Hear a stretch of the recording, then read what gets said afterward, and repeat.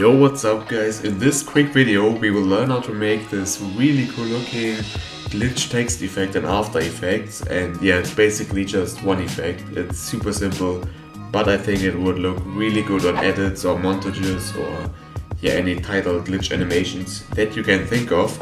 But yeah, let's go right into it. So let's actually delete everything which is on here, and yeah, now we just have a blank text layer. And yeah, basically we just need one effect for this one, which is the scatter effect, which you can just type it in here or find under stylize.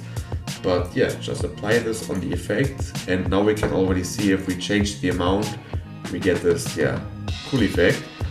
But we only want it to work in one direction, so let's change the grain type from both to horizontal. And yeah, you can already see this looks cool.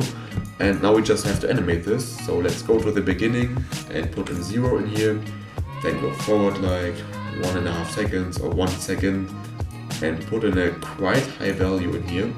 So yeah, I'll just go with something like 400 maybe, or 500 even. Yeah, this looks good. And yeah, let's open this up, open up the effect, and let's just duplicate this keyframes a few times. So let's just Control C them and Control V them a few times, just like this. And let's make sure the end is 0 again. So yeah, now we have this super cool looking effect.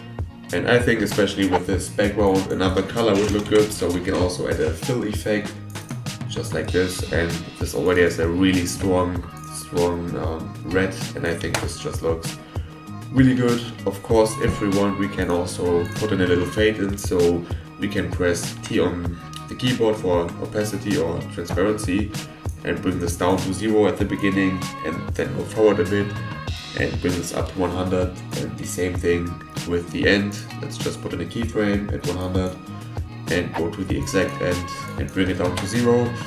And yeah, I think this looks really cool. Thanks for watching and see you next time.